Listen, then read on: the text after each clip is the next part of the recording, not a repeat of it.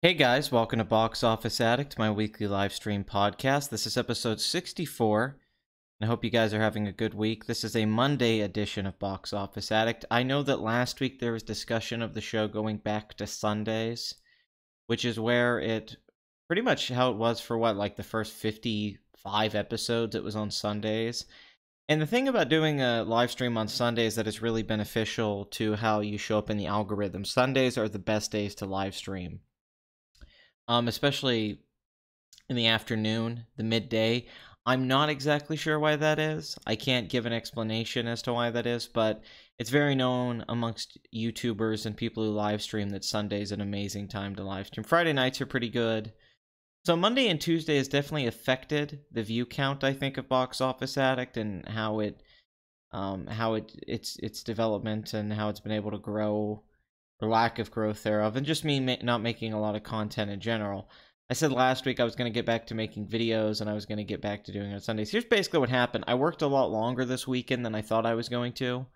It was a rough weekend, a lot of hard work, and I came home on Sunday planning to do Box Office Addict. I completely was ready to do it. Then I started laying down on the floor, and next thing I know, I had fallen asleep, and I wake up, and it's like 1 o'clock in the morning, and I'm like, oh shit. And that's just the God's honest truth. I planned on doing it. I fell asleep really early, like 7 o'clock, and I woke up and I was like, well, it's too late to do it now. So I'm going to try to not make that mistake next Sunday and actually, I don't know, drink some coffee when I get home. That's just what happened. I collapsed from exhaustion. But that's fine. It happens. Also, there is a video being made. It's just taking a while to get done. I had recorded the audio for a Good Will Hunting video that I planned on making. A video I've had brewing a long time, based off some conversations I had had with friends over the years. The thing about the video is that I gave editing duties to Terrible Lizard, who I've shown a couple videos of, joining us old people. Well, I wasn't planning on working like a 12-hour shift on Sunday. Hey, I'm glad you're here, Marcus. So the show was going to be on Sunday. I fell asleep, and the video, I recorded the audio for a week ago, and I had already had the edits planned. I was going to make the Good Will Hunting video. I had the editing already figured out in my head, the cutaways, the jokes. Then I thought, Terrible Lizard's just so funny. He's so funny with his decisions. It's not just that he's a good editor, because there's a lot of people that are good at editing. His choices are hilarious. Even recently in his Transformers edit, he did this little meme, which I'll probably show you guys later. He's a funny guy. The things he decides to put together with the images and the audio are just inspired comedically. I thought, God, he would just edit this Good Will Hunting video better than I would. It probably comes across as laziness, but I could have edited the video. It wouldn't have taken me that long, because the video was designed around the visual. So it would have just been put the visual where it needs to go. I mean, it's a blueprint. But I sent it to him, and we joked about it, and I was like, dude, this would just be better if you did it. It's not like every video will be that way, but I think me and him collaborate together in such a great way. So, and also I wanted to get his name out there a little bit more, because I think it could be a really good video, and he's just very good at what he does. So that video is being made. I don't know the progress, where it's at. Terrible Lizard also works a lot, just like I do. So unfortunately, he doesn't have time to sit around and edit a video and get it done for me, which I don't have any negative feelings, ill will towards him for that. I understand, because I'm in the same position. I just hope that he can get it done soon enough, and you guys can see that I actually did make something, because I have several videos planned that I want to make, and a new series, Please Rewind Presents, and a couple podcasts I want to do.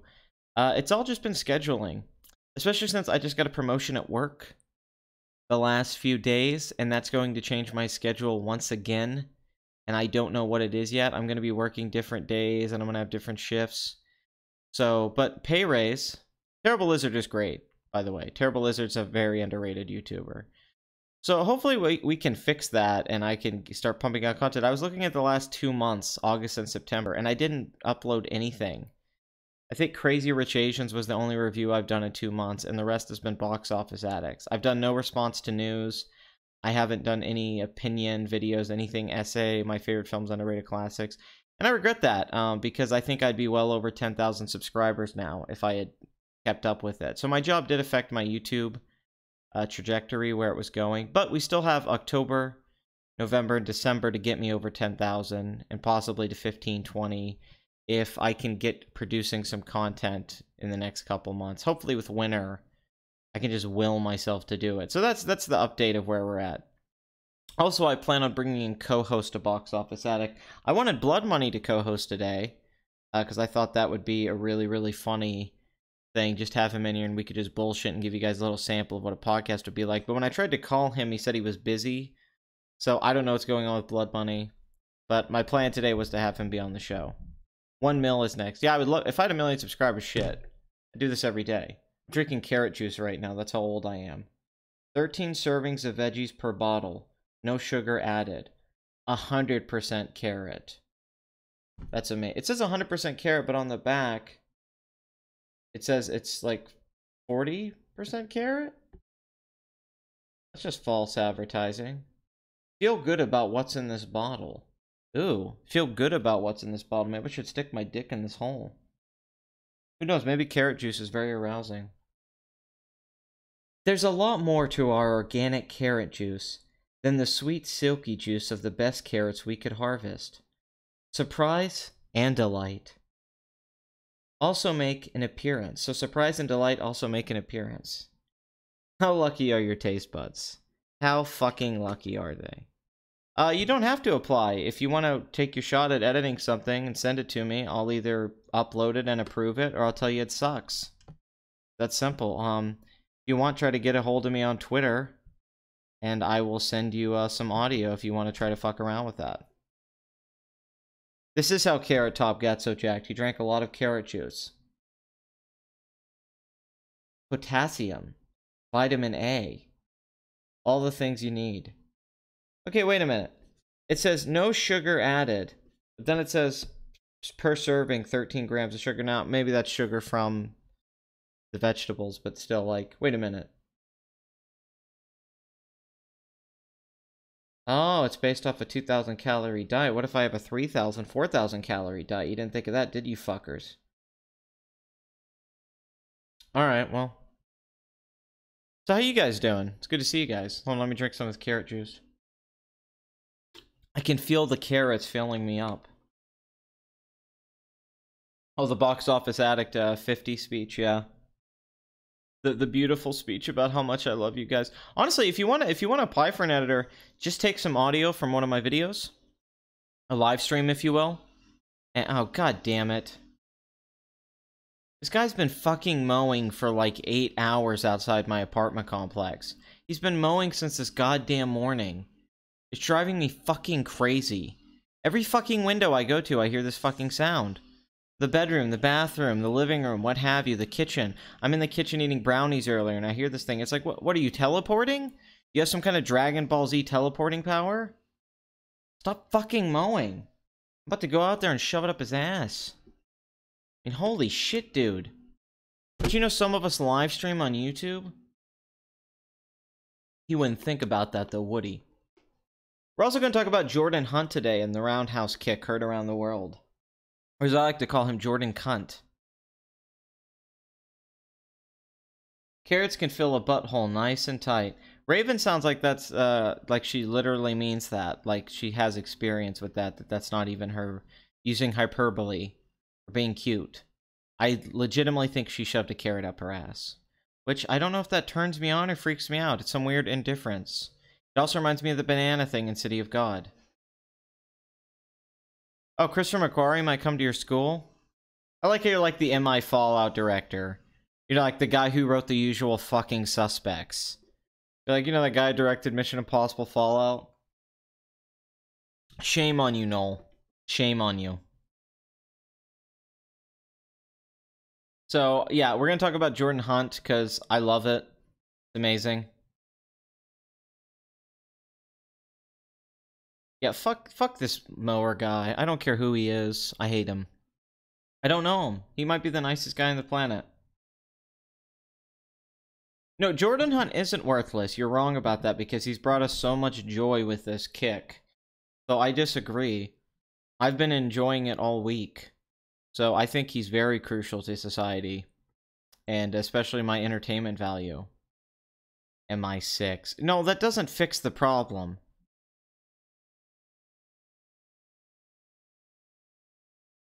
So, Venom is awful, right? Well, not according to the box office. Like, what the fuck? This opening weekend. When we get into it, what the fuck? What the actual fuck? I'll try to review Mandy. Can we just talk about Venom for a second? The holy shit did Sony win with this? I'm shocked. Better opening weekend than I think anyone predicted. I think that we could have thought, especially after the reviews about it. If the reviews had been great, I might have said, okay, well, maybe this has a shot, but wow. There's a lot of factors here. I've thought about this for the last couple days, and I think I have a pretty good understanding of why this happened. But it's still completely surprising. It once again shows that 2018 has just been a box office behemoth, starting with Black Panther. This summer, so many movies went way above expectations. It's just a huge year at the box office. I mean, you could talk about the solos all you want, but when you think about Incredibles 2 and Infinity War and stuff like The Nun, and it just goes on and on. So much stuff's made money. We're going to talk about Venom when we get to it.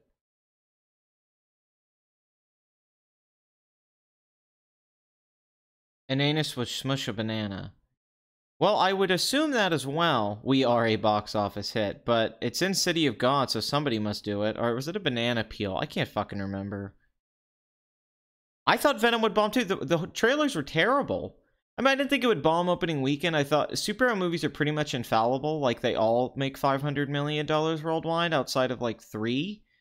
I mean, if you've been around the last 5-6 years, superhero movies make fucking money. Like, occasionally one will bomb or underperform, but it's pretty damn rare. Hey, everybody. Crazy here. So, I'm shocked by Venom's opening weekend. Pleasantly surprised how well it did. And it's not the only... But the other film that opened this weekend I thought would do well. I expected it to do well. Pretty much performed where my expectations were. So but this is the most successful October weekend of all time. $175 million weekend. All sorts of records are broken. Just like records have been broken all year. The opening weekend record, February records. So 2018 box office huge. Stuff like Crazy Rich Asians cannot be denied. This is the year of the hits.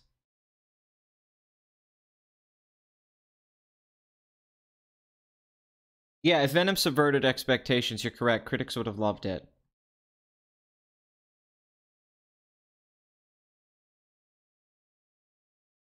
I don't think less marketing was the issue. I just didn't really like the trailers. I thought it made it look like a very generic movie. And I did not like that it didn't really give you a sense of the story or what was happening. I didn't think the visuals were that great. The only really thing I liked in the trailer was Venom. That he looked like Venom. And there were some parts with Venom that looked interesting. I didn't even think a Venom movie was a bad idea. And God knows I like Tom Hardy. I mean, I'm a Tom Hardy fan. I think everyone at this point is. Which is one of the reasons I think this film did so well that isn't discussed around too much. Is that Tom Hardy has become a superstar. He has become a superstar. I think that a lot of people have toyed with this idea that Tom Hardy's a superstar. But we're going to look at his last few films and his career. And I think I'm going to make a pretty good argument that Tom Hardy is an A-lister. That Tom Hardy isn't just a critically acclaimed guy that's been in some big movies, and mostly supporting roles, like Inception. Tom Hardy is a name now. People like him. People know him, men and women. And I think he's finally crossed into the area of being just a superstar, and I think he can open a movie. And I think Venom's proof of that.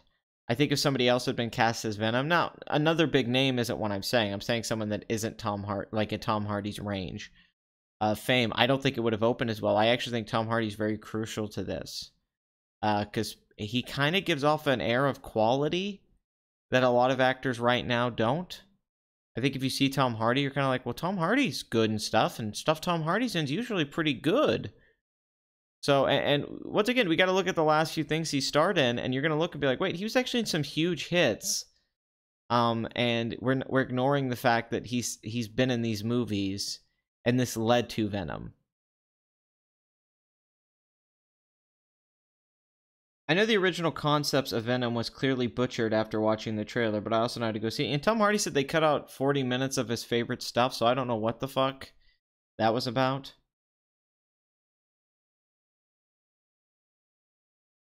Of course there's no sense of story. I doubt it really had one. From director, was it named Ruben Fleischer, who directed some movies I like. I really like the whackness.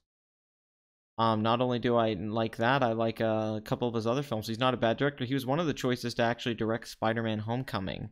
So that's really interesting. That means they did like him, so they passed him over to Venom. But this is a big moment for Sony. This shows that they have MCU potential more so than maybe we gave them credit for, especially with the worldwide opening. So pretty much every Coen Brothers movie's good. Oh, I would love an R-rated Venom movie. If you're asking me what Coen Brothers movies are good, I would say most of them, like 95%. So just watch any of them. Start with Blood Simple and go through. It is. It's because Tom Hardy was in Star Trek Nemesis. You're absolutely right. Thank you. Somebody had to say it. Okay, so let's look at the box office. I mean, let's just jump right in. Let's look at where Black Klansman's at, which has performed way above expectations. And Spike Lee's one of his most successful films. $15 million budget, 48 mil domestic, 80 million worldwide. It said 83 earlier. I don't know why it didn't stick with that, but yeah, great performance. It's pretty much done. It's only in, what, 158 theaters, but still very, very good performance. Fahrenheit 11.9, of course, had a big drop at the box office because they went too wide too early. I think this was a big miscalculation. I think the film should have opened limited and went over the next few weekends. It's Michael Moore's best reviewed film in years. I think just going wide with it was just a big mistake, and they're suffering for it. 80% drop, 221,000. Also shows that there's just not this outcry for people to go see films about Trump and the current political climate, like I think maybe Hollywood or some people think there is. That doesn't mean that people don't care. I just don't know if that's why people are going to the movies right now. If you think about the movies that were hits this year, I don't think it was because of that. And I think this movie's kind of suffering because of it. Well, we talked about Michael Moore a lot last weekend. But yeah, 80% drop, 5.9 million. This thing's not even going to make 10 million after $3 million opening weekend at 1,700 theaters. So this is going to be one of Michael Moore's lowest performing films. It's going to be below Capitalism and Sicko, obviously Bowling for Columbine, and it's not going to get anywhere close to Fahrenheit 9/11. So I don't think they'll make their money back even. They probably have $15 million in this movie, if not more. So Mission Impossible Fallout made $300,000 this week, and it's pretty much wrapped up domestically. $219 million, should be able to make $220. $790 million worldwide. I think if they update it soon, it'll be over $800 million. We've talked about this film for weeks now, so there's not much else to say. Big hit. The Old Man and the Gun, the final film of Robert Redford's career, 170% bump this week. So far, it's made $575,000 in 49 theaters. The Wife continues to be just a bomb with $6.8 million. Searching continues to be a little hit, considering its low budget, $65 million worldwide, well-reviewed film. Disney's Christopher Robin is just scratching its way to $100 million, $98 million domestic, $180 million worldwide. Film's actually doing okay after a disappointing opening weekend. Colette has made $458,000, $1.2 million, 107 theaters. The Hate U Give opened to $500,000 and 36 theaters. That's a $13,000 screen average. It's not bad. Not a great opening weekend, but it's certainly not bad. Oh, Blood Money. Now Blood Money's messaging me. What a fucker. Free Solo opened to $540,000. Oh, wait, didn't open. It's been out. It made $953,000, 41 theaters. Very well-reviewed movie. So perhaps it will do well. The Predator continues to be a bomb. $900,000 this weekend. 76% drop at 1,600 theaters. Wait for that theater count to drop. $123 million worldwide. $88 million budget plus marketing. They have not broke even yet. This has not performed as well as Predators, although it's right around there, or Alien vs. Predator Requiem. So this isn't doing well. This isn't going to even make like 60 million worldwide. I think it's going to have a hard time making 150 million. So this is just a disaster for Shane Black, Fox, everyone involved. Bad reviews, bad box office.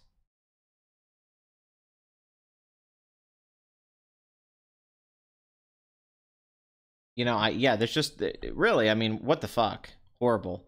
Crazy Rich Asians continues to be a huge hit, 49% drop. $2 million, $169 million. Domestically, 226 million worldwide on a $30 million budget. Should end up around 175, which is huge. Worldwide, I don't know exactly where it's going to end up. We'll have to wait and see on that. Give me 1 second here real quick. I gotta read these messages from Blood Money. Oh. Hold on. Let me type to him. Oh, this fucking shit. He sent me a meme of Paul Rudd from Wet Hot American Summer, which I hate to say how much I fucking love that he sent that. This guy gets me.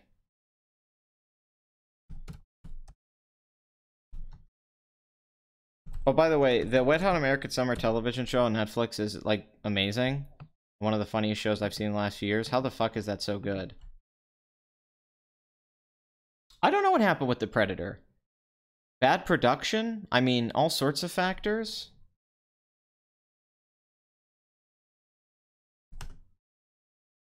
You didn't answer, you fuck.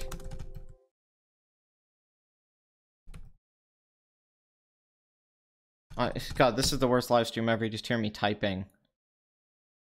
This is as boring as movies where people are on computers or playing video games.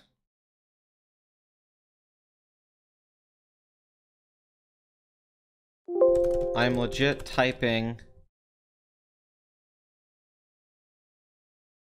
while streaming.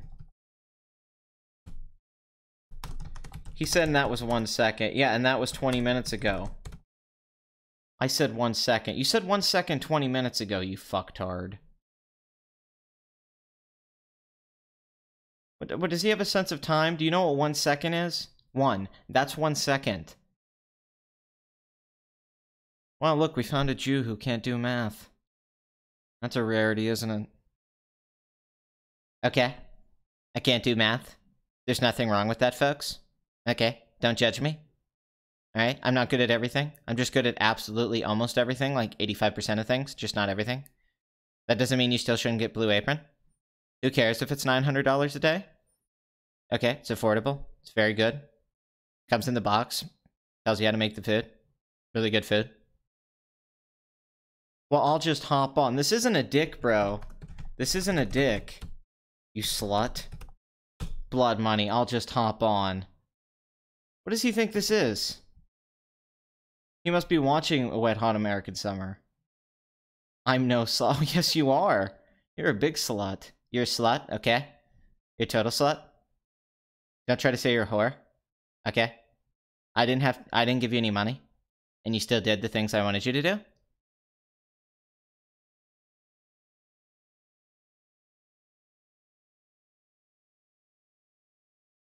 I mean, what do we have to say? Christian Bale's a good actor? When did that be? Hey, wow, look, Christian Bale's doing really great in this movie. Yeah, it's Christian fucking Bale. Where have you been the last, like, 20 years? Even longer than that. Fuck, the Spielberg film. It's amazing. Spielberg's most underrated movie. I can't believe I can't think of the name of that fucking film right now. Sunshine or some shit? Earth? What the fuck is the name of that film with Christian Bale? Whatever. Amazing movie.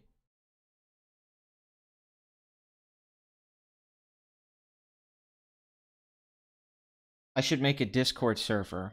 Yeah, you're right. I should take a razor out of when I'm shaving and slip my wrist null. I agree with you.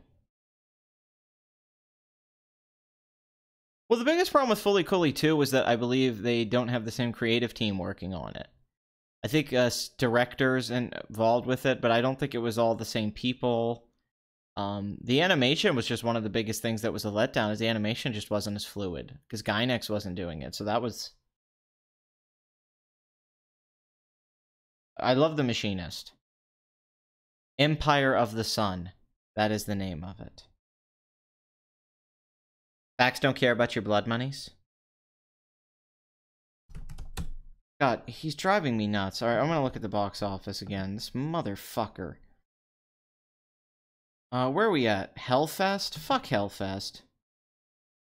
$2 million this weekend, $5 million last week, and $9 million worldwide on a $5.5 million budget. Whatever. I should call it Shitfest. It wasn't great, no. We should have expected Fully Cooley 2 was going to be disappointing. I'm probably not going to go see Vice in the theater. No.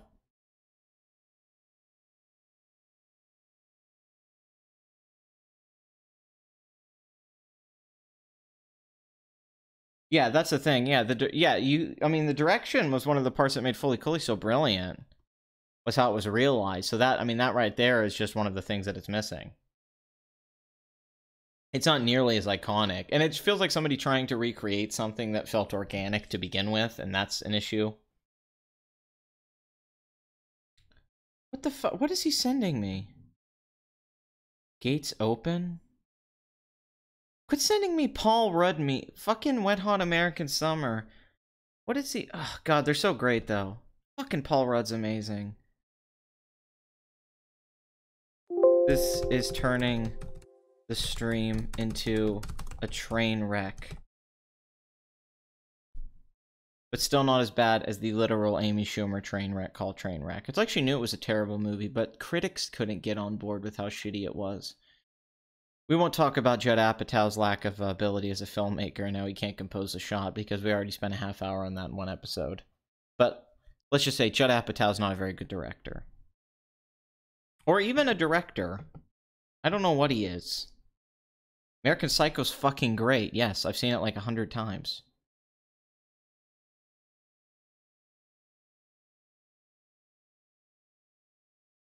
Although I was watching that video recently, it's great, where they do the cards, but it's Pokemon cards. Or Madcap. Alright, you want to say that? Thanks for starting without me, you dick. Alright, hold on. Hold on 1 second here. And let's see. Put user in timeout. There we go. There you go. Why don't you put that dick in your mouth and suck it? You like that, Madcap? Amy Schumer is terrible at everything. Oh, look who it is! If it isn't the interrupting motherfucker. Hello, interrupting motherfucker. How are you doing?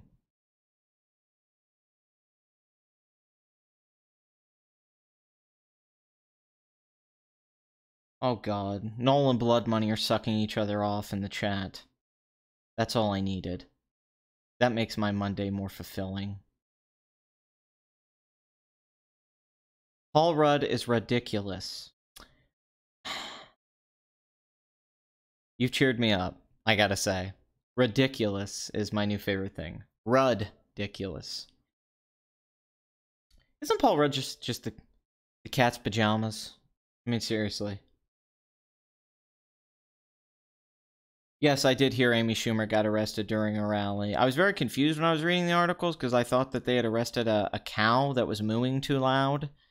And the videos were very jarring to me, and then I realized it was Amy Schumer.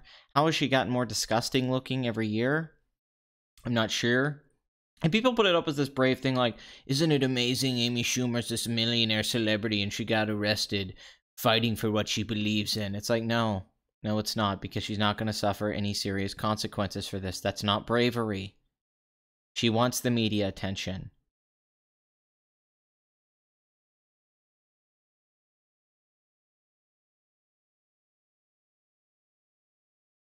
Blood Money should host the show. Yeah, you would like that, Noel, wouldn't you? No, you can't kiss your boss's ass when he's not your boss.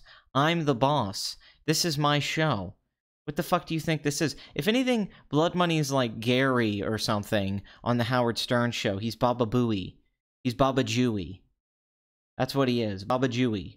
And he ain't... kissing his ass is gonna get you nowhere. Bathory's Robin Quivers, except actually funny. I mean, Amy Schumer's worse than Katherine Heigl because no one cares about Katherine Heigl anymore, and Amy Schumer still has a career. And Katherine Heigl was actually good looking. So, debate over? Dumb question? Oh, is Madcap still muted? In a timeout? God, it sucks to be him right now. Although it probably sucks to be him all the time.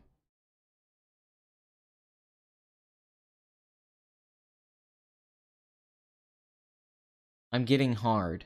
Well, that's good to hear. Thank you.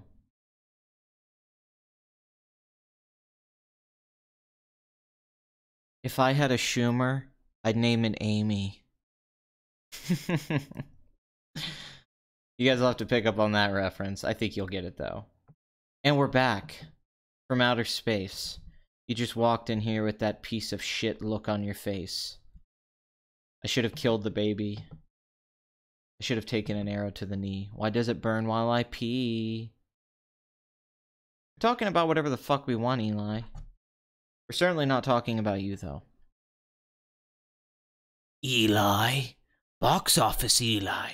Box office. See? I take a stick, and it goes across the room, and I shove it up your ass. I shove it up your ass. I shove it up. Did I drink some beers for Kavanaugh?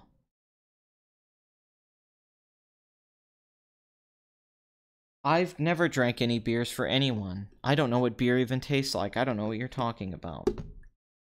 I just drink carrot juice.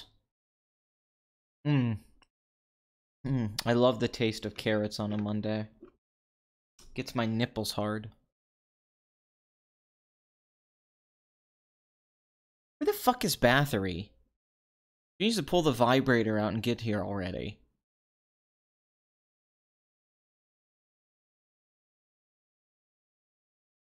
I love Cordery. He's my boy. He's my boy. Thank you for by the way, he's up to 22,000 subs. He's passed me. He's about to pass me in views. He's having all this success. I told him months ago. I'll show you guys the fucking Twitter DMs. I said, dude, you have a fucking Australian accent. You're good at editing. Your thumbnails kick ass. Upload more videos. This dude used to only upload like one video every few months, which is what I'm doing. But I told him, I'm like, dude, you're like a 50,000 sub channel. It's the accent. If you have an accent, people think your IQ is higher. They think your jokes are funnier. And I told him, I was like, dude, you're gonna fucking nail it. His Justice League video did so well. He used the Zack Schneeder thing from fucking Box Office Addict. And I told him, I'm like, make more videos. Then he did that fucking Nun video and the Predator one. Boom, here he is, 22,000 subs from 2 videos. I was correct, because I'm a genius. But I'm happy for him. I mean, I saw it. It was crazy months ago, 6 months ago. I'm like, dude, why the fuck aren't you bigger? I was a fan of him back when he made his Alien Covenant video. We saw each other's Alien Covenant videos.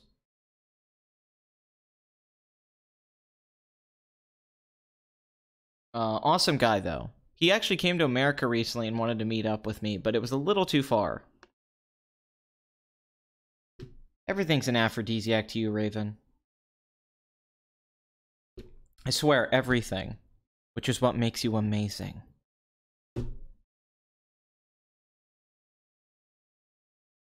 What if we had Terrible Lizard infiltrate the Mahler podcast? Well, I'd like to have Terrible Lizard. I mean, eventually I would like the channel to have Cordery FX, David Stewart, Blood Money, Terrible Lizard, all on podcasts with me.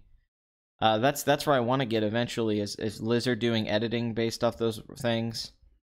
I think Terrible Lizard's hilarious. I would like to have him, Cordery, especially now that Cordery has 22,000 subs. I gotta milk that tit. And all of us. I mean, I think pretty much I could be producing 10 out of 10 live streams with the crew that I've built up. I mean, could you imagine a live stream with me, David Stewart, Blood Money? That's insane. So there's just so much potential yet for this channel to grow. I might even lean more towards that kind of content just because if I stick with it a little bit, I think people are going to start noticing. Because it's been the solo show for a while. I've been a front man without a band. And it's time to get a fucking guitar player, a drummer, a bassist, and all that bullshit. And Ben Shapiro? He's going to fund the project with his Blue Apron money. He's been sponsoring Blue Apron so long, not only does he get free Blue Apron, okay? He also has hundreds of thousands of dollars saved up, and he's giving me that money. It's amazing. The job isn't driving me nuts, it just takes up all my free time and joy. I only have 2 days off a week, and one of them is today, and I have to do this shit. So yeah, it drives me nuts in that sense, but I enjoy the work, it's fulfilling. Oh, shut up, Hoth. My favorite Bond movies. Goldfinger. Is the Raiders of the Lost Ark of its time. Pure escapism. I After that, probably The Living Daylights with Timothy Dalton, which I think is phenomenal and the most underrated James Bond movie. Then Casino Royale, which is the most loyal to Fleming material. Those are probably my 3 favorite James Bond films, and I think I could make a good argument for them being the 3 most complete James Bond films in many ways, and they capture different eras of James Bond.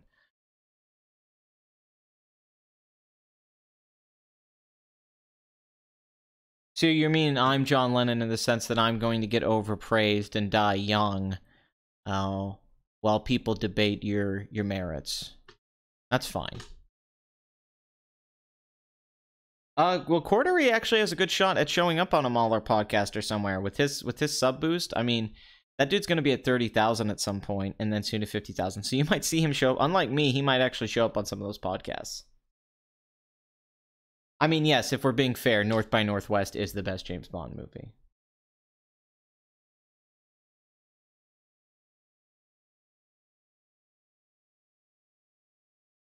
Pat's becoming a CEO. I guess Blood Money would be the guitarist. Oh, I didn't even think about Sharkfoot. Holy shit. I just left Sharkfoot out of this whole thing. He does the fucking... He's the one who does music. Of course. Take that, carrot juice. Anyway. The Nun. 2.6 million, 51% drop. Will not reach the domestic total of the first Conjuring film. It's past the second one, but worldwide 347 million, making it the biggest film of the franchise on a $22 million budget. Huge profits, even though it's dropped big adverts opening weekend. What an opening weekend. Worldwide, it's a hit. Didn't need to make 450 million. So what's there left to say about The Nun except horror is alive and well, making tons of money, and The Nun's a fine example of that. A Simple Favor from Paul Feig, his best reviewed film in a while, 3.4 million, starring the great Anna Kendrick. 76 million worldwide. Film's doing okay. I mean, if it could make 100 million worldwide, I would say this is a success combined with the review, so I guess Paul Feig's had a minor comeback? Well, you don't have to ask to be a groupie, Raven. You can just be one. That's so Raven, though. We're getting to Venom. Where the heck happened to Madcap? Did he get upset? Did he get butthurt from the carrot up his ass? Alright, people. Blue Apron. Comes with carrots. There's all sorts of carrot recipes. They're really good. Okay. I mix my carrots with kosher meats. Very good. Delicious. Alright. The House with a Cock and Balls made 7.2 million this weekend, 42% drop, 55 million domestic, 89 million worldwide from director Eli Roth, the auteur, starring Jack Black, Cate Blanchett, and my boy Kyle MacLachlan. This film's, with a budget of 42 million plus marketing, this film might be able to break even eventually. I thought it would perform a little better after its surprisingly good opening weekend. Looks like it's going to wrap up in 60-something million to 70 million. Hopefully it can make 150 million worldwide and be a success. That's what I think it would have to make to really be a success. But not a total failure. Eli Roth's most successful film. And with home video and television and all that, this film should be able to break even at some point. So I'm sure Universal is happy. They didn't spend a lot of money on it. I mean, that's the big thing. If this film cost $80 million or something, that would be a total bomb. But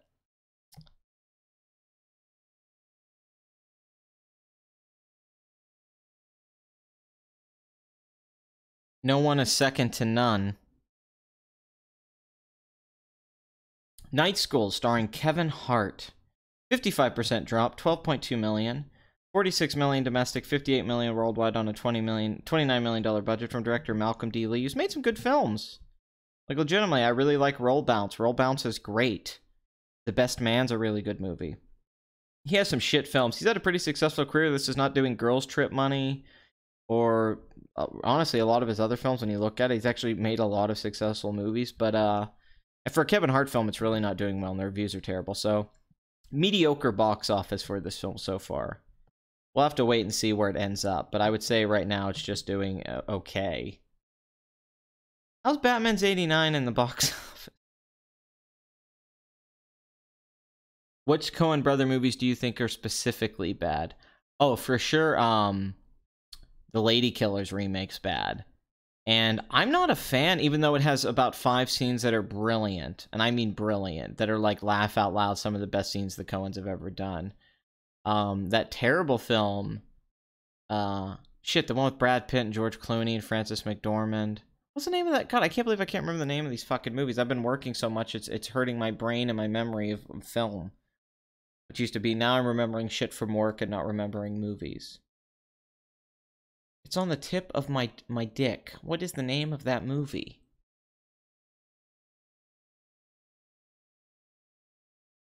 You guys remember the name of that movie?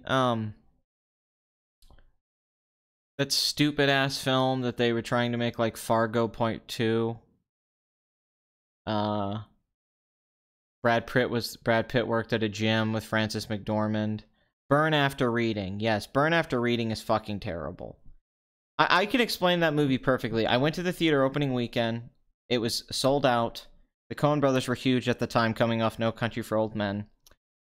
Saw the whole movie, got to the ending with the final punchline, and there was a guy in the theater behind me, this like redneck guy sitting in a seat behind me, and the credits started rolling. I know your movie sucks, loves Burn After Reading, and I don't understand it. I think it's because he has this meme internet sense of humor, and that movie's filled with that shit. And I think he probably thinks it's genius, but it's horrible. But there are great jokes. The machine with the dick thing before It's Always Sunny did it. I mean, that's hilarious. There's moments that it's comedically great. I'm not going to deny that. It's better than, but Burn After Reading's horrible. And I've tried to rewatch it several times and it doesn't hold up. But there was a guy sitting behind me in the theater and he said very bluntly, "That was retarded." And I sat there like, man, I can't believe you just said that. Then I thought for a second, it's like, no, you're right. That was retarded. You're right, sir. I am no better than you right now. We are on the same fucking level. I don't care if anyone wants to give it a pass and act like it's better than it is. Yes, Brad Pitt getting shot in the closet's amazing. That's an amazing sequence. But the movie as a whole is a structural, tonal, and failure. And I can get why somebody might like it just because it's very unique. But I would say it's a complete failure, and it's bad Fargo. So that's all I have to say. Yeah, Brad Pitt getting shot in the face is one of the best moments, for sure. That stuff's great. If the whole movie was that good, that movie would be amazing. It'd be a 9 out of 10.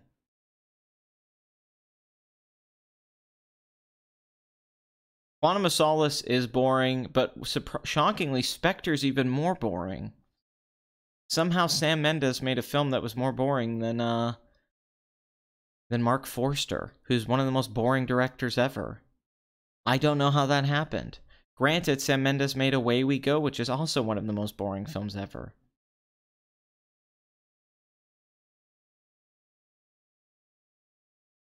Everything about the film, yeah, I mean, I'll talk about Burn After Reading sometime. I know your movie sucks like it, but whatever. He likes Michael Hack in films. So, who cares?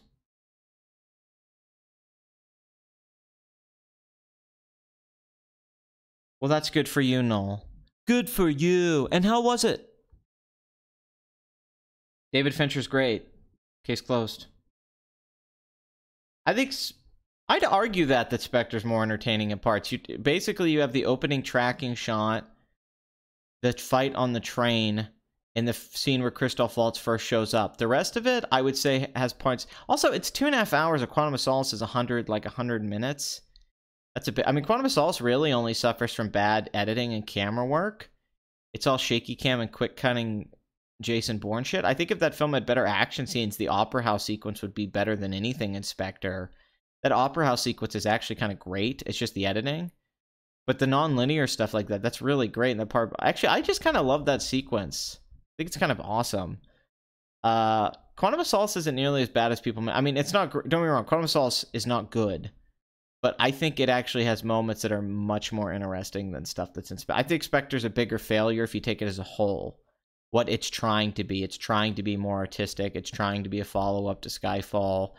It's trying. I mean, to waste Christoph Waltz and not even have him in the movie for like 15 minutes is a much bigger crime to me than having the guy from The Diving Bell and The Butterfly not be in it as much. I mean, that just to me is not forgivable. I don't feel that way. I feel like Spectre feels way longer than Quantum of Solace, especially that middle section of Spectre when him and the girl, it feels like you're just watching photos from a magazine. Don't get me wrong, Hoyt van Hoyteme or whatever his name is a brilliant cinematographer. The film looks gorgeous. Great looking film, great costume design.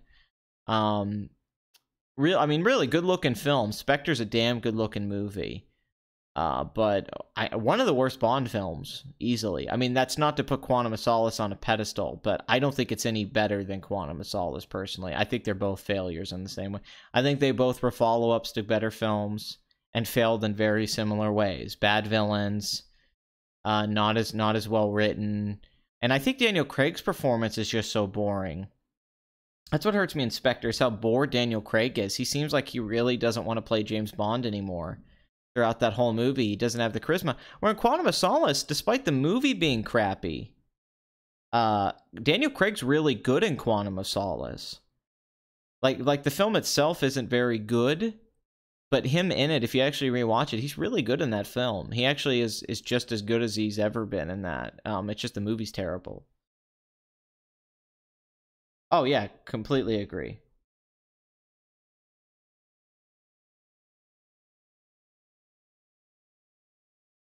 What's the best? Well, actually, the best spaghetti western isn't even made by Leone. It's a film from 1968 that was an inspiration to The Hateful Eight. And God, once again, the name's forgetting me. It has the guy who worked with Herzog on Fitzcarraldo and stuff like that. It's an amazing movie. It's called like The Killing something like that. It's amazing.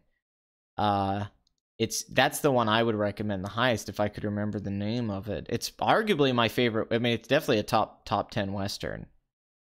Gone Girl's terrific. Love it. The last half hour. It's a movie that gets better as it goes on. It's rare. I mean, the first hour you think you're watching one film that's generic and kind of YA, and then you realize the film is aware that it's that kind of movie, and then you realize you're watching Female Fight Club, and then the second half, it becomes a satire in the vein of a Paul Verhoeven or a Brian De Palma, and it's brilliant. And then the last half hour is just a full-blown comedy, and you get two modern iconic movie characters, and you want the movie to keep going. At the end, it's funnier, it hits you more, and it's directed into within an inch of its life brilliantly. I mean, it's a wonderful. It's not called The Killing Joke, but yeah, Gone Girl. I mean, I'm blown away by it. I love Gone Girl. I think Gone Girl's amazing. It just shows how good David Fincher's gotten. That he can do those tonal shifts so seamlessly. When I was first saying it, I wasn't sure if I liked the movie. I was kind of like, well, this isn't what I thought it was going to be. Then it turns amazing. I think it's a gem. I really like Gone Girl. All the way. Some people are like, oh, it gets so ridiculous it doesn't make any sense. I'm like, that's exactly what you could say about movies like Basic Instinct, and I don't agree with. I think that's what makes those films amazing. That does not hold any fucking water for me. Blood Money, you know the film I'm talking about. It's amazing. I know you've seen it. It's all the guys and they're together in like the fucking cabin. I mean, Hateful Eight basically ripped it off. And they shoot. It's like amazing. It's like a master. The guy who made that made a bunch of movies. I just fucking can't remember his name, and I can't remember. It's like a masterpiece, straight up. No, we're not talking about that at all. Not at all. This is a Western from the 60s. And Gone Girl shows what you can do with Premiere Pro.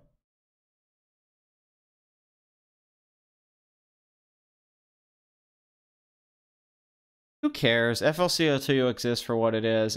We can't go through this hypothetical what if. It just is what it is, and that is shit. Let's talk about Smallfoot. Yeah, Tyler Perry's amazing in it. That's the craziest thing. Is Tanner Bolt. I would watch a Tanner Bolt movie.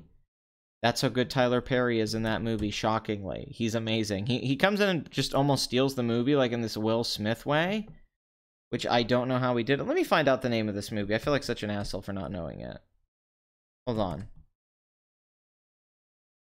Okay, I know how to find it.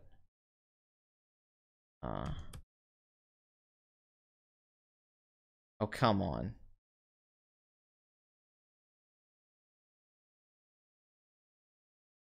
Really? There we go.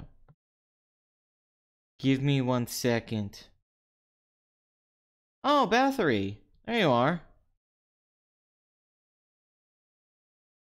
Hey, don't call me savage. I'm a sweetheart. How dare you? Hey, you guys remember Herzog in the first Jack Reacher? Wasn't that amazing?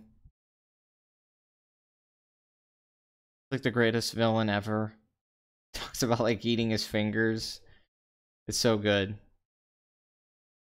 Da-ba-da-ba-da. We're going back in time to find this Western that I'm trying to recommend because it's the best thing ever. The Great Silence. That is the name. That is the one I would recommend to you. The Great Silence from 1968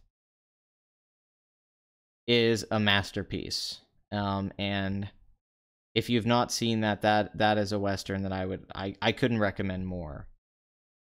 I think of it in the highest, I hold it in the highest regard, quite frankly. Yes, The Great Silence. Yes, The Great Silence, I think, is arguably the best spaghetti Western. I think upon rewatch with the other ones, it actually, I think, is the tightest and holds up the best. You fuck off, Blood Money. It's amazing. You're acting like The Great Silence isn't amazing? You can suck my balls. You know what this means? This means Blood Money hasn't seen it in years, or he saw it once and his memory's shit and he forgets how great it is.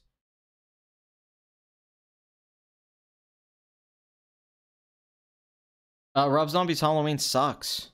That's what I think of it. It's shit. The first half's a bad Rob Zombie movie, and the second half's a fast-forward remake of the original.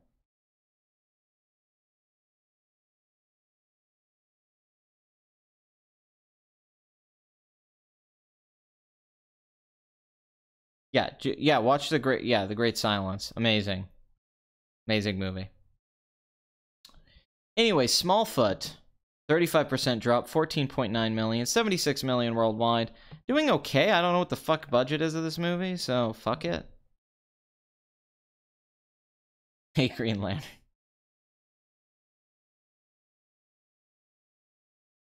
Who cares if Blood Money's 999? He could be a 666 for all I care. That doesn't mean The Great Silence isn't great. It even has great in the title.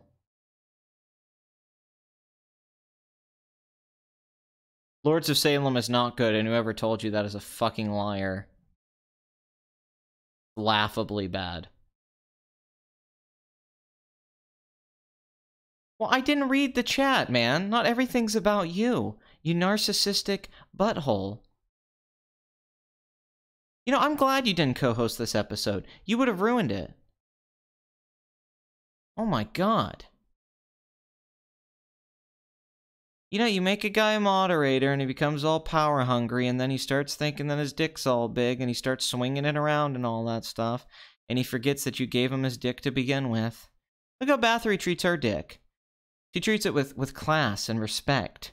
She doesn't just use it whenever she needs to. She uses her dick only when it's necessary.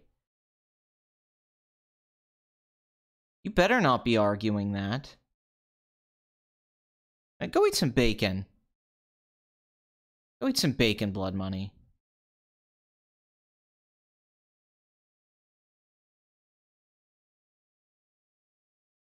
Favorite Herzog films? I mean, Jesus, where do we begin? Wrath of God, Fitzcarraldo, Nosferatu, my, like, second favorite vampire movie ever. I mean, Jesus. There isn't a bad Herzog film. To say a favorite's like, what the I mean, Grizzly Man's a masterpiece. He has, like, too many great films to count. He still makes great movies. Everything Herzog makes. There's one good Rob Zombie film, and that's The Devil's Rejects. That's a phenomenal film. I love The Devil's Rejects.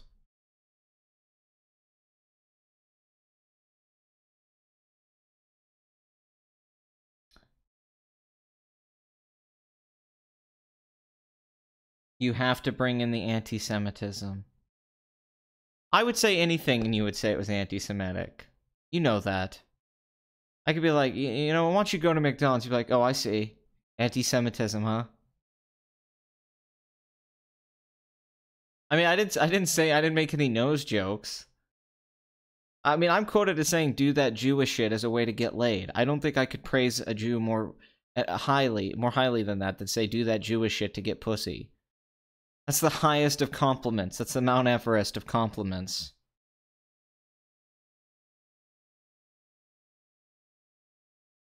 Favorite director? Possibly Woody Allen, just because of liking the majority of his work more than a lot of other people. But I mean, that's a tough question. I don't know. I don't know who my favorite director is. I have so many. I mean, if I had to pick one, I mean, that's honestly harder for me than you would think. It's not like just saying like, oh, Scorsese or Coppola or Bergman, Fellini. Like I like all of them.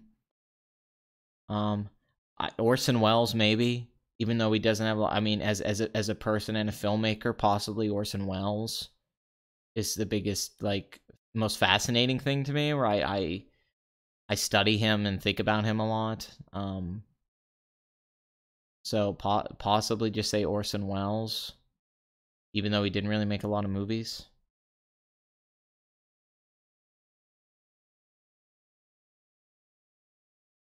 That's right, Bathory, you tell him.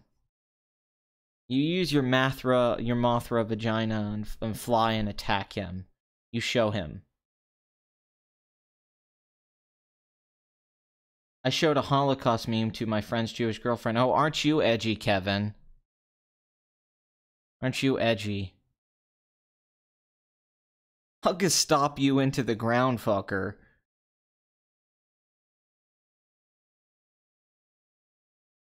Anyway, a star is born. And a star is born in Lady Gaga, who's in her first box office hit after toying with acting in the American Horror Story series and being one of the biggest pop stars of the last 10 years. This is a big moment for Bradley Cooper. He directed this movie. He is the lead in it. He's trying to stretch himself creatively. Bradley Cooper's been a star for a while now. I mean, let's talk about American Sniper, American Hustle, both big hits. Silver Linings Playbook was a huge hit. He was a supporting comedic actor for years and stuff like Wedding Crashers and Yes Man. Then he became a leading man. He's Rocket Raccoon, but Bradley Cooper is a star. Is a star in the vein of a Brad Pitt, quite frankly. This guy is a superstar. And this has been made 3 times, in the 30s, in the 70s, and now. I first heard about this when I became aware of it, that it might be good, from Sean Penn, where he was talking in an interview how he fell out of love with movies. And he didn't have the same passion for them anymore. But he had saw this movie like 3 times. Bradley Cooper had shown it to him. And he loved it. And he talked about that the best romances were complicated and messy.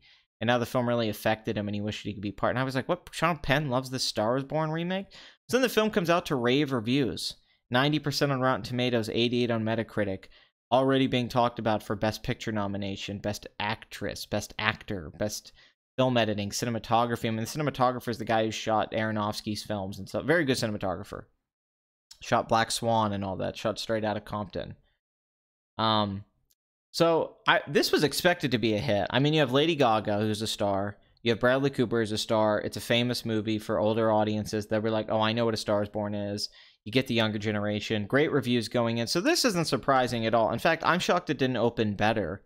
I'm shocked this film didn't open to 50 million or something. I would have thought 55 million. I especially with musicals being a hit. I want to see this film. I haven't seen this film. I've heard the first hour is better than the second hour. I've heard the first hour is like great, and then it kind of becomes a more traditional, generic, loses coherence in this. I've heard that repeatedly, not just from critics, but from friends of mine who've seen it. But I've heard the first hour is like great. So I am excited to see this. I mean, I'm a fan of Bradley Cooper. I love his appearances on inside the actor studio when he sits there and reacts to people talking. It's great. So $41.2 million this week, and the budget is $36 million, so this is already looking good. $56 million worldwide.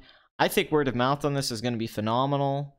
So I'm saying $100 million's a lock. I wouldn't be shocked if this movie made $150 million at the box office domestically. I also wouldn't be shocked if this made like $300 million worldwide. But with the budget being only like around $40 million, and even with marketing, and then you have a soundtrack that should do well. And this should run in theaters for a long time. And how well movies have been doing this year. I mean, this would be the story of the weekend if it wasn't for Venom. This is the thing everybody would be talking about. So I almost feel like bad making this about Venom because A Star is Born. This is an impressive opening. So $41 million opening weekend for Bradley Cooper, who is a star. This is Lady Gaga's getting Oscar talk. Oh, whoops, I did not mean to click Bradley Cooper writer. But good for Bradley Cooper. Like, really, this is good for him. But let's just look at his box. Now, he was in Joy and stuff like Burnt and Aloha, right? But, you know, when he's in a big movie, I mean, ever since The Hangover, he's been in some big hits and become a very respected actor. Worldwide, he's at $7.8 billion. But good for him, you know, stepping in a directing chair, taking a movie that's been done before and trying to do something fresh with it. Trying to do a cover of an old song, but make the cover good and relevant in its own way. I just like, yeah, I'm very happy with this. I think this is very cool. I wish more stuff like this was coming out. I like that it's a romantic film. I like that romance is kind of coming back, it seems. And adult romances, not just films for teenage girls, YA stuff. So great opening weekend. I'm honestly shocked it didn't open a little better, but I could definitely see this running long in a theater. But even if this makes like 120 million, it's still a hit. So Bradley Cooper's reached another level of success in his career. He's done that actor-director thing, which doesn't always work out. We just think of people like Robert Redford or Clint Eastwood, but a lot of people have failed trying to do this. They make an indie film or two and that's it. But Bradley Cooper actually looks like he could become a big director. This was long overdue, but I start a new full-time job soon. Here's something to save up for the hand job when Star Wars 9 comes out. Yeah, you're going to give me a hand job while that movie's playing. Well, then get out of here, Green Lantern. We don't need you. I agree. I think his background in radio helped Orson Welles, and his background in theater. I think he knew how to present things via theater, and I think he knew how to... I think he knew about delivery. I think that's why his movies are all phenomenal. I mean, and I'm not just saying Citizen Kane. Lady from Shanghai is fucking amazing. The Trial's amazing. Chimes at Midnight's my favorite Shakespeare film. I mean, he made a lot of great films. Touch of Evil.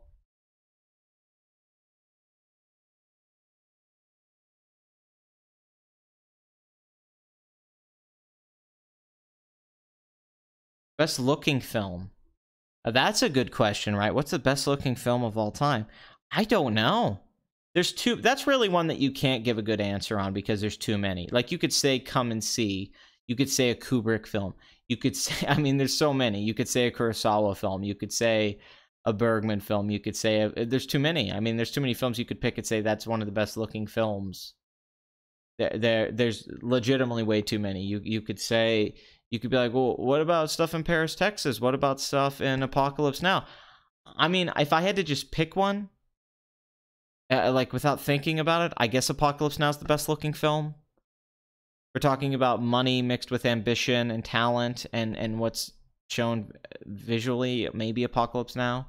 Because it's everything art house films are, but it's everything a Hollywood movie can be at the same time within scene to scene.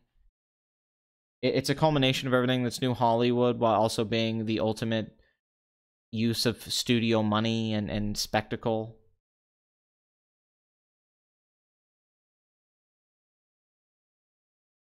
But yeah, then you have stuff like Blade Runner, and then you have stuff like Stalker, and then you have stuff that, yeah, anything by Tarkovsky. Then I mean, there's just too many things. Some Peter Weir films I think you could discuss about, you know, like Picnic, and I think it's just too many films. I would say, I mean, that are beyond articulation the way you could describe just how beautiful they are, how gorgeous they look. If you're just talking visual, I mean. Days of Heaven is one you have to throw in there. I mean, there's just too many.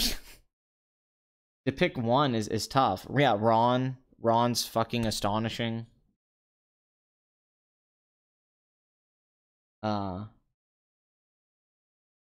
Barry Lyndon's a great choice, yes.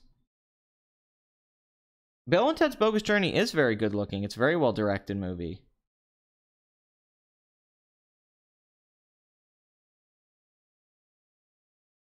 But I mean, there's, honestly, for me, to pick one would be tough.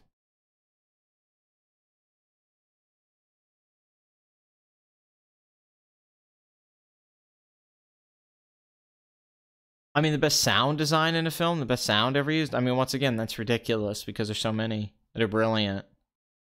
Even today, that's one of the best things about movies today is the sound. So, yeah. I mean, I have things I prefer over others, but...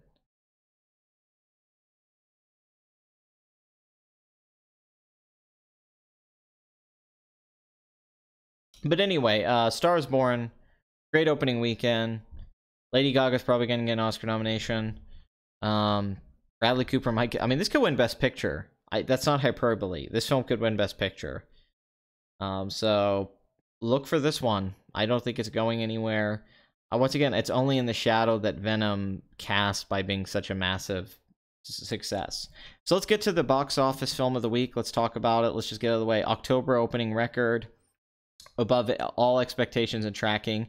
Bad trailers. People were talking about how the film looked shitty. Bad reviews, like 30% on Rotten Tomatoes. And here we are with Venom by Sony. $100 million budget, which is very modest in the modern superhero landscape. $80 million opening weekend. $205 million worldwide, which is a great opening. So even if this drops like a rock and only makes like 150, 160 mil domestic and like 450 to 500 million worldwide, it's still not a bomb. Like this is a success just out of the gate. From Ruben Fleischer, who directed... Oh, wait. No, I had him mixed up. This is the guy that did Zombieland, Gangster Squad there. I was confusing him with the guy who did The Whackness and Warm Bodies and that stuff. Different directors. My bad. And 50-50.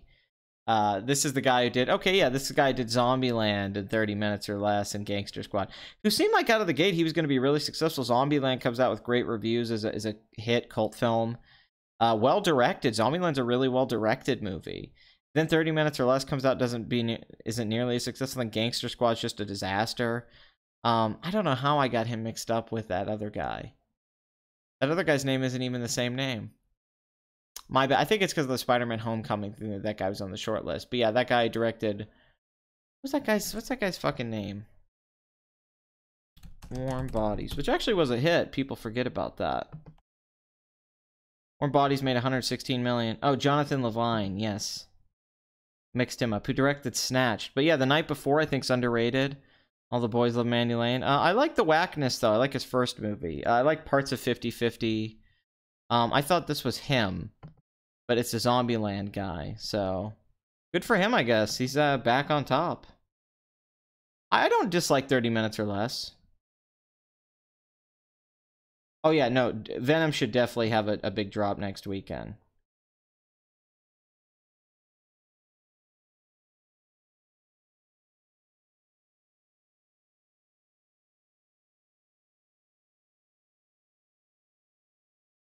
I was reading your... Yeah, Star Wars, as far as sound design, you have to definitely throw in the first Star Wars, because it's ground... I mean, it set the new standard. It's not just quality, it's how it's used to really... put an exclamation point at to really sell the movie. The sound and editing is Star Wars, and so it's hard to ignore that. I mean, it's a cliche answer to say Star Wars, but it's really significant how brilliant the sound is in that movie, from the dubbing to stuff they did in post, and the sound effects that have become so iconic and used now since Star Wars. I mean, Star Wars is definitely... I mean, the sound goes without question as one of the brilliant master strokes of the entire film. Anyway, though, Venom, $80 million. Now, here's a few factors here why I think this happened. One, superhero movies are huge right now. This year alone, even. Look how well Black Panther did. Look how well Ant-Man and the Wasp did. Look how well fucking Infinity War did. Superhero movies are making money. Spider-Man Homecoming made $880 million. Thor Ragnarok made $850 million. So, right there alone, right? And Sony has some goodwill coming off Homecoming. Venom's a popular character. He was a popular character, even though he's one of the most overrated characters ever. Todd McFarlane, Venom is Spawn. They are one and the same. Venom is an incredibly overrated character in the comics. Eddie Brock, I don't like him. I like the design, and I think he's scary, but one of the most overrated villains ever in the Spider-Man canon. Spider-Man 3, geez, I mean, that was something the studio wanted just because he's so popular. Venom's popular. He has been popular for decades, so that cannot be ignored. Also, let's just say it, Tom Hardy. Tom Hardy is a movie star. And let's just look at Tom Hardy's last few movies. Tom Hardy hasn't been in something like a leading man in a little while, right? Now, he has that show on FX that's doing well, but let's just look at the last few things. Now, if you go back, Tom Hardy's been in stuff that hasn't made a lot of money. Child 44, Legend, The Drop, Lock, Lawless, right? But think about this, though. The dude was in Dark Knight Rises as Bane. Okay? Huge movie. He was in Tinker Tailor Soldier Spy, very well-reviewed movie. He was in Warrior, which is a movie people love on IMDb's top 250. Didn't do that well, but very loved movie. Inception. Right? He's in all these films. And then, look at his last few films. Mad Max Fury Road, he's the lead. Now, this is a very popular movie. Now, even though it pretty much didn't make money, this movie's known. It's been talked about a lot since it came out. Then you look at The Revenant, right? Which he stole as far as I'm concerned. I think he gives the better performance than Leo. I think he should have won the Oscar, even over Mark Rylance. I think he's brilliant in The Revenant. He's the best part of the fucking movie. I never actually bought Leo in that movie. I think it's a very overrated performance. But Tom Hardy is great in that movie, especially the first like half hour when it's the best part of that movie. And in many ways, one of the best things Inarritu has made in a long time, especially that first half hour, 40 minutes, I think is great. Just these guys on a mission movie or them trying to get away from, I really liked. And Tom Hardy, legit, is brilliant in it. I think amazing in it, like mesmerizing performance, transforms. That film made $532 million, 183 mil domestic. Now, it was the Leo show. Everyone went to go see it, and it was director coming off a Best Picture win. But still, Tom Hardy's in this movie a lot. It's talked about a lot. Let's not ignore this. Then he's in Dunkirk, right? Now, I know he's in a small supporting role. He's the guy in the plane. But once again, everybody talked about it. He's one of the last things you see in the movie, right? $100 million budget. That film made $527 million. Works with Nolan again. So Tom Hardy's last two films made over $500 million worldwide. And you're going to say, but he wasn't the lead in them. Yes, but he's in them a lot. He's a huge part of The Revenant. He's a huge part of Dunkirk, and almost everyone agrees he's one of the best parts of both of those movies. These are films that are critically acclaimed, did well at the box office, and are still talked about. So you have to think about that. Tom Hardy, and then you got to go back to Fury Road. So in the last few years, Tom Hardy's really built himself up. I think people ignore the fact that Tom Hardy is recognized now. He's not just Bane anymore. They're like, yeah, he's that guy in Dunkirk. He's that guy in The Revenant. People know who he is. So I think he was perfect leading into Venom. I think being in these films really gave this sense of quality like Michael Fassbender had a few years ago. Where it's like, oh, well, he's in this. Maybe it won't be so bad. And people love Tom Hardy. Chicks like Tom Hardy. Guys like Tom Hardy. There's really... I mean, Tom Hardy is just, I think at this point, a star. And I think this confirms it. Once again, I think if they would have cast somebody that wasn't to his level, I don't think this would have done as well. I'm not becoming a slave to Rotten Tomatoes. I'm just talking about that's a place that show you what critics said. I'm not saying be a slave to it. Just saying critics, that's where you see a bunch of reviews put together. Although we already saw a good Venom movie this year, and it was called Upgrade. That's what Venom should have been. Especially the ending of Upgrade is what is fucking better than... I mean, it's amazing. And that guy is pretty much Tom Hardy. But the ending of Upgrade, that's pretty much just... That's the best Venom movie, even though it's about a chip in a guy's neck. But it's like, yeah, this is better than any Venom movie. So if unfortunately they didn't give Lee Winnell this $100 million and let him make this with the Upgrade script but turn it into Venom, now that would have been amazing. That's a movie I would have definitely seen like 8 times. But yeah, this is a great opening. 205 million worldwide is a huge opening. Don't see how this won't make money. This is a start to a Sony cinematic universe because they're going to tie this into Spider-Man, I'm assuming. You also have Michelle Williams and Woody Harrelson. So everyone involved with this, really. God, oh, wow, fuck, look at that. It's the same cinematographer who shot Star is Born, that guy I just talked about. Fuck, he's getting work. Really good DP, though. I mean, I'm not gonna... That's talent. So, yeah, apparently they cut 40 minutes out that Tom Hardy liked. Nobody knew how this was going to go, but Venom, there it is. Great opening weekend. This is a big deal for Sony, who's had a lot of struggles. So, boom.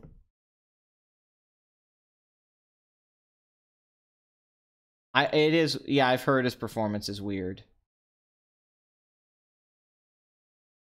I think The Matrix holds up great. The first Matrix. I rewatched The Matrix over the summer and it was great. Still, I mean, it's not as great as it was. I'm going to show you the meme, but God, this is the most douchey photo I've posted on Twitter. Well, this is the gayest photo I've ever put on Twitter. This is inviting guys to come fuck me. Because I was flexing in the mirror today and I was realizing how much size I've lost on my arms because I don't get to lift weights anymore. I just have to do body weight workouts, and I used to lift like power lift, like heavy deadlifts and squats and bench presses. And I was just like, God, my arms are like half the size they used to be, because now all I do is like pull-ups and push-ups. I don't even do squats or anything because I got an injury. I couldn't work out anymore. Like, I used to work out heavy. And I was like, oh, let me go look at some old photos. And I was like, God damn. But once again, I acknowledge this photo's gay, but man, my arms used to be huge. Forget how like, literally my arm's half this size now. Forget how fucking big my tricep was. How thick my bicep was. I mean, once again, I acknowledge this is gay. I was like, shit.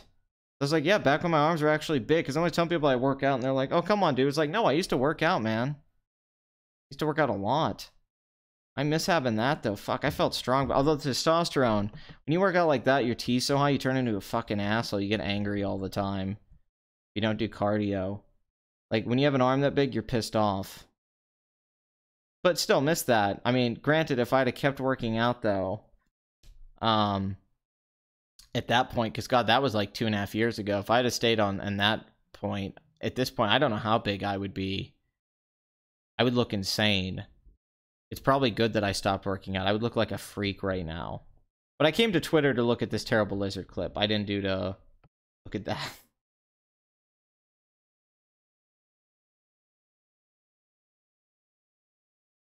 No, yeah, I wanted to show you this thing terrible. It just happened to be on the thing on Twitter. Pat needs to start watching hentai again. Yes, I do. I guess so. I wasn't doing that as an ego thing. I was saying it was gay. I wasn't saying, look how awesome this is. Don't confuse those things.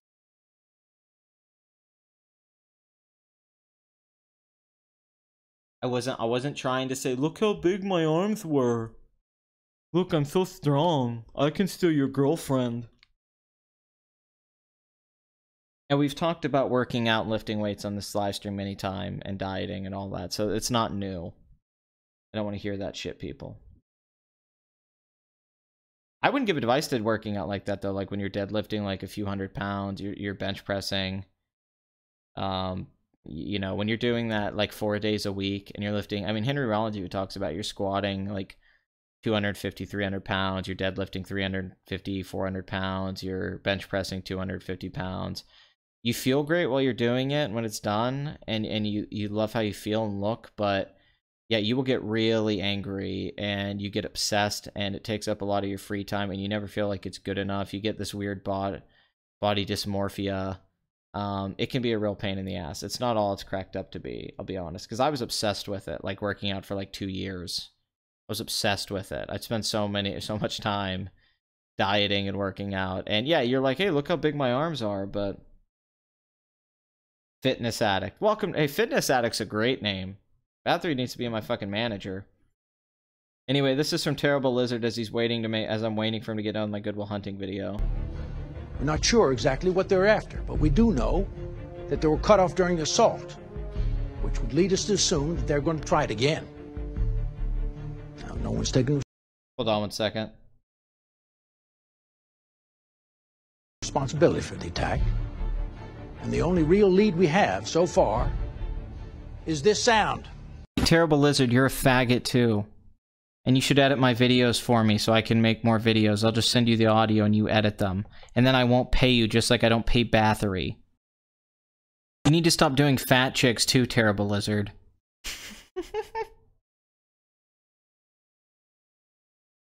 Great. You better rewind, bro, or I'll kick your ass.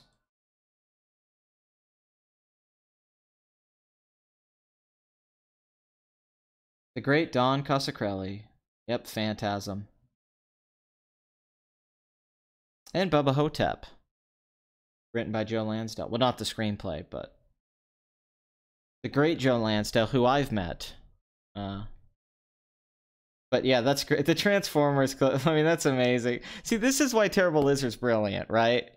This is why he's so brilliant. His choices. This is just why I don't want him to edit my stuff. My good one, because it's just the editing, whatever. If he could technically do the editing, but he's brilliant at his choices to choose that Transformers clip and to have my audio over the Decepticon audio and having his head over that boring ass Australia chick in that movie that's a hacker. That's so inspired. Where does he think of? Just go when the Goodwill. By the way, Blood Money, the Goodwill Hunting video is basically just the conversation me and you had. Because I thought this is so funny. This is like a great podcast that we didn't record. So we're gonna. So I was like, I just pretty much did audio, but he's gonna edit it, so you can already imagine. I'm very excited. Blizzard, you're a faggot too. And you should edit my videos for me so I can make more videos. I'll just send you the audio and you edit them. And then I won't pay you, just like I don't pay Bathory. You need to stop doing fat chicks too, Terrible Lizard.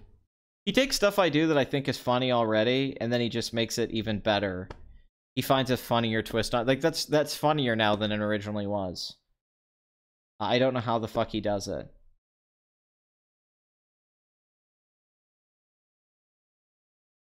Patnum should be proud of his well-cultivated...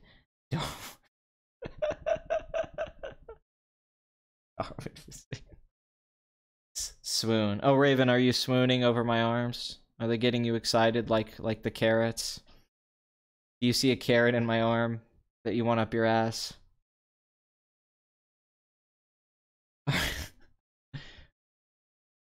This just makes me more excited for the Goodwill Hunting video. Will Hunting. Alright, so let's talk about Jordan Cunt, which is why I wanted Blood Money to co-host this, because I thought it'd be funny for us to talk about this. I'm telling you, Raven, just come out to Columbus and me and my girlfriend will all hang out and have a good time. I'm inviting you into this love. Just come and we'll make the love grow. Yeah, Dragon Ball Super is both great and annoying at once. It's a return to Toriyama at his best, and it's also too much. I mean, Adobe Premiere Pro is what I would get, obviously, or Final Cut, or Sony Vegas, but honestly, Adobe Premiere, I mean, you really can't go better than that if you want to throw the cash down. Alex, I don't think it's your fault that your parents are getting divorced. I know it's your fault that your parents are getting divorced. I mean, it's your fault because you suck. Yeah, Cuck Norris. Good old Cuck Norris. Okay, can we talk about this guy? How is this guy real? I mean, this is amazing. Like, he feels like he's cast from a movie. You couldn't cast someone this well for a sketch or a movie. This guy, how he looks, how he talks, it's brilliant. I just can't believe this video is real because it's too perfect. This is why I love the internet. This guy, the way he looks and sounds and does this is so fucking perfect. You couldn't do, like, if you tried to recreate this, you would fail. This is so perfect.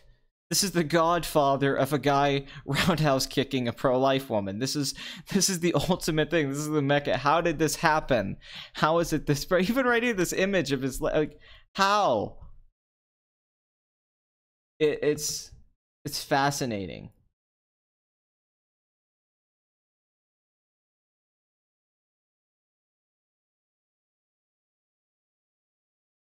Oh, Kevin, I didn't know you were gay, are you? Wait, are you Kevin Flowers? Are you the Kevin Flowers guy who was gay? Who's always asking for shirtless pictures of me?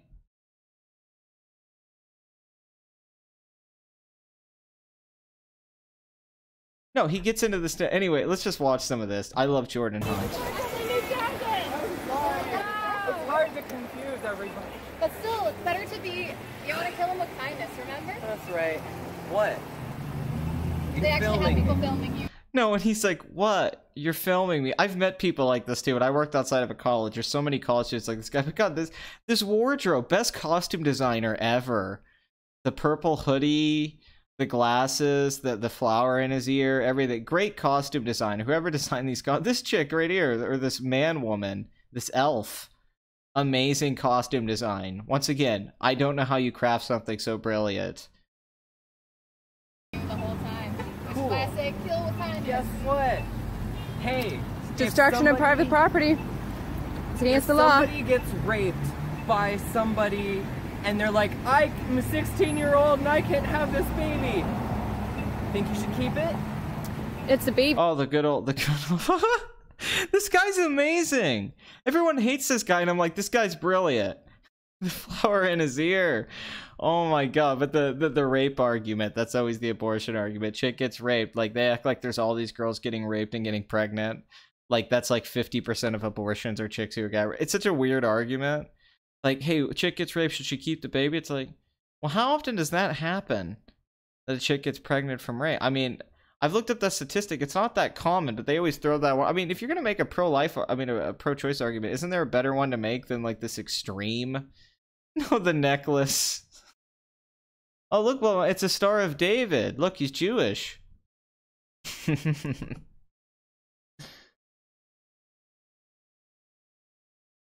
No, this is the best movie of 2018. Is this Colin Farrell? But now look at his face and the finger thing. Baby. If someone was raped and she gave birth and she decided to kill her 3-year-old child. No, I love it. He stops and poses, ready to do it, and he sticks his tongue out like he's Michael Jordan about to make a fucking slam dunk. This guy is so fucking excited to kick this chick. He sees her, he's like, it's just amazing. This is like the guy seeing his friend as like the Looney Tunes cartoons where someone sees someone as food when they're starving. He's seeing her as a target. He's got the tongue out and he's like, let's do, I mean, putting his tongue out. I mean, it's amazing. Her 3-year-old child. No, it's like this guy's only ever watched anime. She decided to kill her 3-year-old child. No, he stands. His timing's brilliant. His comedic timing's brilliant. And then the way it happens. Boom! Oh my god. Boom! I meant to get your phone! No, and you could tell that's genuine. Like, you couldn't act the part. He says that I meant to kick your phone. He just has that sound of like, I just fucked up. I just kicked a lady. I genuinely believe this guy wanted to kick her phone out of his hands, but I wonder why he thought that was a good idea. Who does that? What, do you think you're Bruce Lee? Like, I can just kick the phone out of her hand and kick it up. And also, you're going to kick someone's phone, it's probably going to fall on the ground and break, so that's a bad idea. But, like, what did he think? Did he think he was so good that he was going to... Like, how did he think this... Oh my god, this pause game, though. He kept the tongue out during the kick? Oh my god, that's amazing. So, he... Like, I just love it. He thinks he can kick the phone out of her hand. And how upset he sounds after he kicks this woman. I meant to get your phone! I mean, he's about to cry, because he's like, I'm going to jail. Someone call the Meant cops. to kick your phone! Do not touch I meant to kick your phone. me. Someone call the cops. That turned around If someone was fast. raped and she gave birth Like, and this guy's such an asshole, and he's being such a dick to this chick. And he's so pissed off, and then he's trying to be funny. Like, he thinks he's so funny. He's like, well, I'll kick the phone out from her hand, and then what'll she do? She can't film me anymore. He knows he's being filmed. And then instead he just kicks this lady. she decided to kill her 3-year-old That moment before he decides to do it, too, that face he makes. The determination. He's so birth pissed. and she decided to kill Look at that. Look at that. That guy's like, you better stop fucking talking. I am not gonna put up with this shit anymore. her 3-year-old Oh, look. Juiced up. The consequences of steroids. Of course that apart. But this guy, he's just like, I've had it, lady. I fucking had it. kill her And he gets ready. He gets an attack position. 3-year-old child. I want to start doing that. I want to start doing the tug roundhouse kick. Boom. Honestly, pretty good kick. I meant to get your phone! I meant to kick your cunt. I'm sorry. I was aiming for your cunt. Someone call the Meant cops. to kick your phone! Do not touch me. Oh my god. Has this ever happened to any, like, I'm gonna kick someone's phone out, and then I kick, I mean, what was this? This guy's retarded. What was he thinking? Oh my god, I mean, this is no, see, Blood Money, this is why I wanted you to co-host. Imagine us talking about this. This should be the show. The most fun I've ever had with Blood Money is when we watched Noel's shitty film, I mean, Noel's brilliant short films. And I messaged him and I was like, why don't we watch movies together? We never watch shit together. And I was like, oh, a show where me and Blood Money just watch internet videos like this and do commentary. We could get an hour out of this 46 seconds. This 46 seconds could turn into a fucking hour. Damn it, I like Bathory being so savage. That's why I love the Bathory.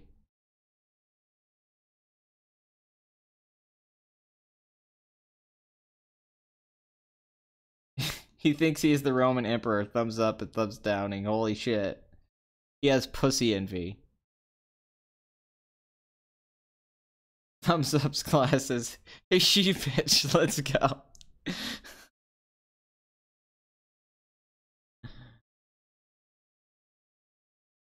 I'm scared that my parents hate me. Come on, you're smart. Help me. I know I troll, but a lot of my parents said they still love me, even after I got my GF pregnant at 15. But do they? No, they don't. That's why I'm smart and telling you. They do hate you. I'm trying to help you and you're not listening. Your parents hate you. Oh yeah, if Mahler did this would be 5 hours, and Dishonored Wolf would make a bunch of shitty jokes. It's a baby. His eyebrow. This guy's great. His acting. If someone was Yes, no, yes, no. raped and she gave birth and she decided to Alright, you're not listening to me. I've had it. kill her Now it's time to kick your ass. His hair even goes up like Ashitaka in Princess Mononoke. His hair's going up like a Miyazaki film. 3-year-old child. His hair even knows what's about to go down. His hair is rising. The hair rises. Her 3-year-old child. His look on his face.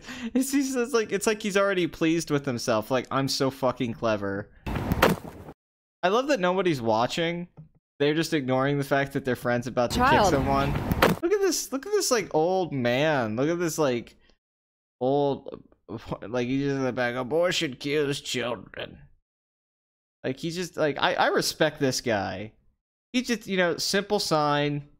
You know, he's obviously lived a long time, been through some shit.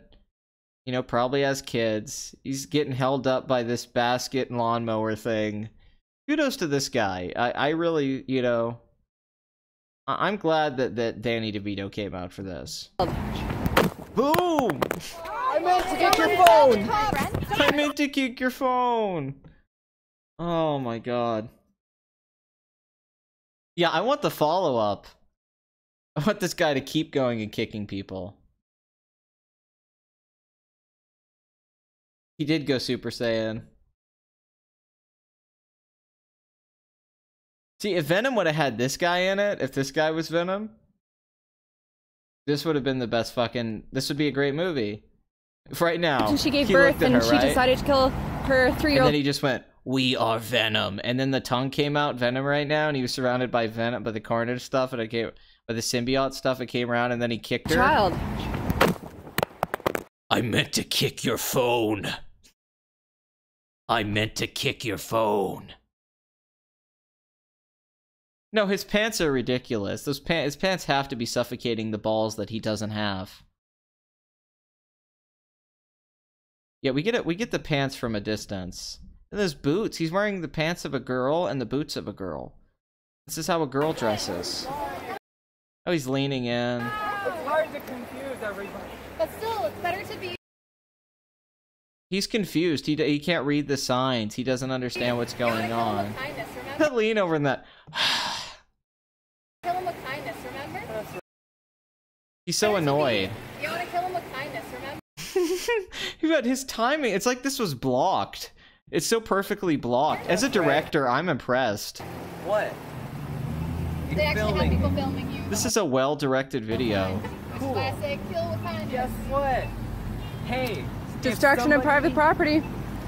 It's against the law. Somebody gets raped by somebody and they're like, I'm a 16-year-old and I can't have this baby. Think you should keep it? It's a baby.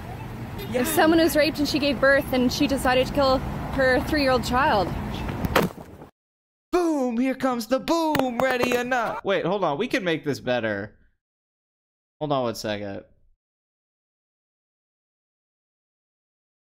We can fix it. We can make it better. Oh yeah, he's totally Vegeta. He's a terrible, shitty Vegeta. He cut off his dick in shame. No, the editing's top. Everything about it's top notch. This is a great video. Okay, what would be the right song for this?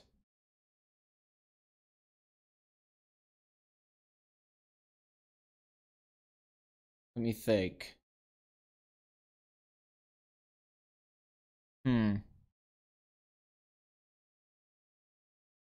Hold on. We're about to make a meme here, people. Oh shit. I just clicked on my own live stream. Well, that's a meme. Okay, hold on. Let's see. What do you guys think would be a good song? I'm 16 and I've just been raped. Yeah. Yes, of course he had a thumb ring. Okay, so this guy does review the Brady Bunch movie. Oh, from 3 years ago. Never mind. Teenage kicks.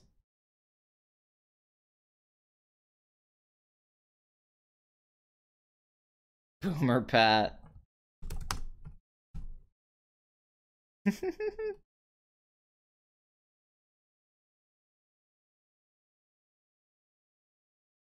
Let's see.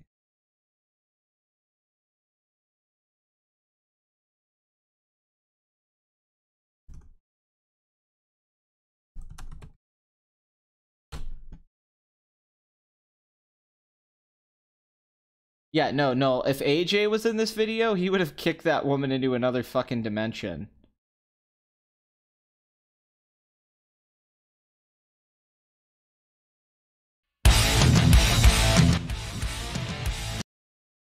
Oh, I'm definitely getting a copyright claim on this one.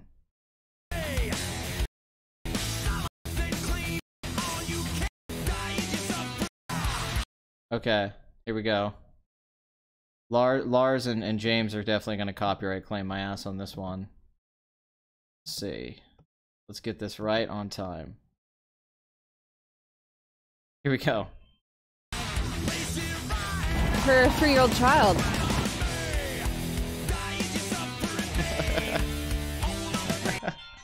Quit calling me! Damn it. I have a phone call. Hold on.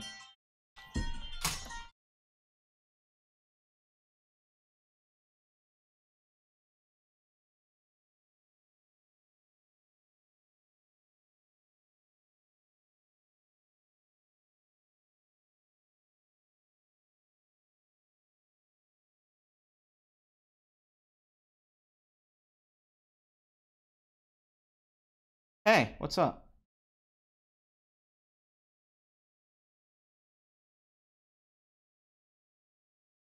Alright, I'll leave here in a second. Okay. Love you too. Bye.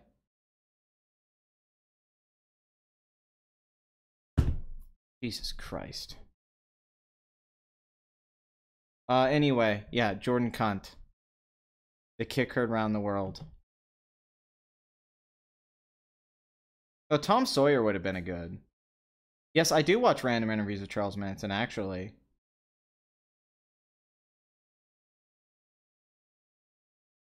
Lars just called him on the phone. Lars Ulrich's over there. What the fuck are you doing, bro? What the fuck?